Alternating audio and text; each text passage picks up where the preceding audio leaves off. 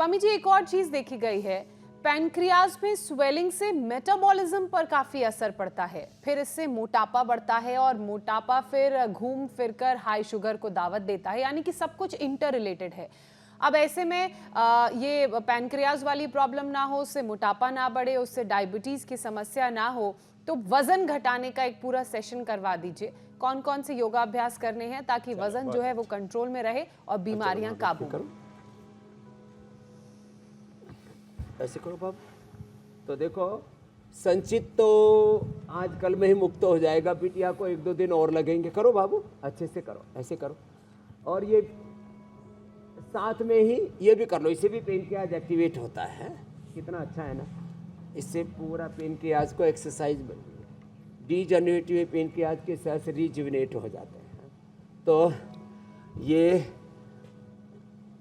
Cycle है, अपने आप को लाइफ साइकिल पूरा अच्छा चलेगा। मंडूक आसन, योग मुद्रा आसन तो 10-10, 20-20 मिनट ये बच्चे कर रहे हैं, और ये तो नॉन डायबिटिक हो ही जाएंगे।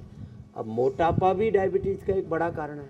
तो 2 अभ्यास तो बैठ के, 3 अभ्यास से लेट करके, ये हमने डेली की दिनचर्या का हिस्सा बना दिया है। ऐसे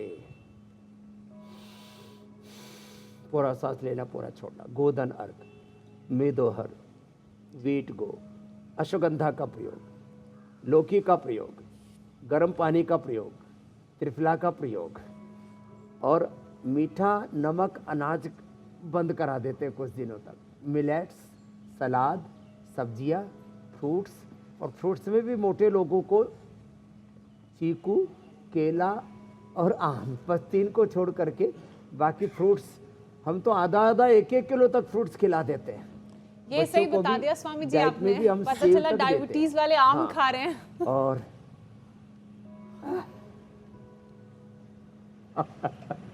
डायबिटीज वाले और मोटापा वालों के लिए आम, केला, चीकू ये मना करते हैं। बाकी उनको अनानास खिलाते हैं, उनको नारंगी खिलाते हैं, उनको एप्पल खिलाते हैं, पपीता खिलाते हैं, और पेयर खिलाते हैं, बब्बू गोसा। और ये मोटापा के लिए 3 अभ्यास बड़े ज़बरदस्त हैं, जो दोनों से न कर सके, एक पैर से ऐसे कर लें। ये तो मैं सबसे आह्वान करूंगा, आप मधुमेह मुक्त हो सकते हैं। BP, sugar, thyroid, asthma, arthritis की, कोलेस्ट्रॉल की, तमाम तरह की जो सिंथेटिक दवाइयाँ खा रहे हैं विटामिन के नाम पर और न्यूट्रिशंस के नाम पर, आप जो आड़ कबाड़ खाए जा रहे हैं, ये सब दवाइयाँ, चाहे स्लीपिंग पिल्स हैं, चाहे कोलेस्ट्रॉल की गोलियां हैं, चाहे बीपी, शुगर की, थायराइड की गोलियां हैं, पहले हम योग युक्त हों, फिर रोग मुक्त हों, फिर दवा मुक्त हों, और सब प्रकार के दोषों दुर्बलताओं से मुक्त हों, पूर्ण स्वावलंबी आत्मनिर्भर बने। ये अभियान है योग का। तो मोटापा के लिए ये बड़ा अच्छा है। भुजंगासन भी और शलभासन भी एक अभ्यास को थोड़ा लंबा करा देते हैं। इसके लिए योगिक जॉगिंग, सूर्य नमस्कार, दौड़ना, और किसी भी तरह से पसीना बहाओ। मैं कहता हूँ या तो पसीना टपकाओ या खुद ही टपक जाओ। और ये तो जेनेटिक कारणों से भी जिनको शुगर होती है, जेनेटिक शुगर को भी, जेनेटिक एक्सप्रेशन भी राइट डायरेक्शन में होने लगता है योग से। और फिर जिनको शुगर हुई है ना, वो जो शीर्षासन और सर्वांगासन नहीं कर पाते, यदि कर लें तो बहुत अच्छी बात है, तो उसको फिर आंखों की समस्या नहीं होगी। नहीं तो आंखों की बड़ी दिक्कत होती है शुगर वालों को। तो ये शीर्षासन करें, छोटे बच्चे तो कर लेंगे। आप बच्चों सर्वांगासन करो। शीर्षासन और सर्वांगासन से आंखों पर दुष्प्रभाव नहीं आएगा, नहीं तो मैकुलर डिजनरेशन होने लगता है, आंखों पर मोटा मोटा चश्मा, दृष्टि की दुर्बलता, और धीरे धीरे 2% लोग तो अंधे हो जाते हैं। डायबिटीज से 80% लोगों को आंखों की कोई ना कोई छोटी बड़ी समस्या होती है। बहुत गंभीर मामला है ये। तो ये शीर्षासन और ये सर्वांगासन बड़े अच्छे हैं। बाकी आंवला एलोवेरा रोज पीते रहे, I great drop, I great वटी आंखों के लिए।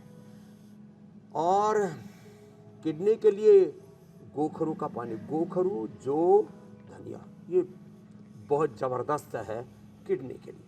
और न्यूरोपैथी ना हो इसलिए इम्यूनोग्रिड साथ में हम देते हैं।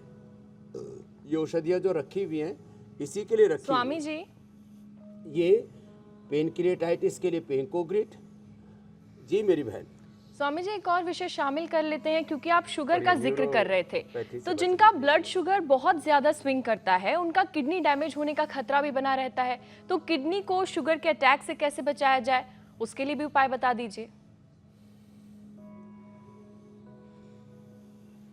तो जैसे मैंने बच्चों को कहा, तो बच्चों ने सुंदर सर्वांग आसन किया है और उसमें भी कपालभाति कर रहे हैं, बड़े अच्छे बच्चे हैं। और इसमें हलासन भी कर लो बच्चों, पीछे कर लो, अब इससे किडनी भी अच्छी हो जाएगी।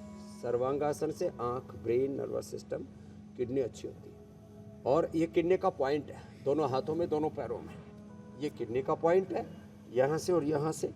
और नीम और पीपल के पत्तों के रस के साथ रीनोग्रिड दे देते हैं। नीम और पीपल के पत्तों के साथ रीनोग्रिड का सेवन करवाने से जिनका क्रिएटिनिन लेवल बढ़ता है, बाद में तो फिर डायलिसिस और किडनी ट्रांसप्लांट, और बाद में फिर बहुत ही खौफनाक मौत, ये सीक्वेंस है किडनी के पेशेंट्स का। तो हम रीनोग्रिड से ट्रेडिशनली हमने पहले चंद्रप्रभा, गोक्षरादि, पुनर्नवादि का प्रयोग किया था। फिर ट्राइगन, कोरिगन, धनिया और गोखरू से बनी हुई औषधियों का एक्सट्रैक्ट प्रयोग किया। सबसे अच्छा है नीम और पीपल के पत्तों का रस और रीनोग्रिड। इससे पेनक्रियासिस, जिनको प्रोटीन लीकेज होता है, रीनोग्रिड और जो है नीम पीपल के पत्तों का रस और गिलोय, गोखरू, आंवले का भी काढ़ा पिला देते हैं, प्रोटीन लीकेज भी ठीक हो जाता है। और क्रिएटिनिन लेवल 2, 4, 5, 10, 15, 16 तक पहुंच गया, तो उसको भी हमने रिवर्स किया है। बस थोड़ा इसमें परहेज ज़्यादा करना पड़ता है, जो के अलावा और कोई अनाज नहीं खिलाते और थोड़े दिन थोड़ा परहेज कराते हैं। 1-2 महीने में ही व्यक्ति को पुनर्जीवन मिल जाता, पुनर्जन्म, दूसरा, द्वितीय जन्म, द्विजत्व को व्यक्ति उपलब्ध हो जाता है। ये है योग की महिमा। और ये कपालभाति करते करते एक्को प्रेशर जरूर करना। ये किडनी के लिए है, या आँख के ऊपर दुष्प्रभाव आया, आई ग्रेड ड्रॉप होती तो बताया था, ये उसके लिए है, आँख के लिए। और ये पीछे के सारे पॉइंट हैं, ये जो है ये न्यूरोपैथी के लिए हैं। और ये पेनक्रियाज के लिए, बाएं हाथ में छोटी उंगली के नीचे, यहाँ तो ये हार्ट के लिए है, रेखा के ऊपर, और रेखा के जस्ट नीचे ये पेनक्रियाज के लिए पॉइंट है, हाथ में भी। और ये सेम पॉइंट ये पैर में भी होता है, यहाँ से ये। बिल्कुल स्वामी जी। और प्रेशर भी डीजनरेट हुए पेनक्रियाज को रिपेयर और रीजुविनेट करने में बहुत मददगार है। और ये सारी बीमारियां आपस में इंटर रिलेटेड हैं। अगर समाधान एक का करेंगे तो बाकी बीमारियों से भी छुटकारा मिलेगा।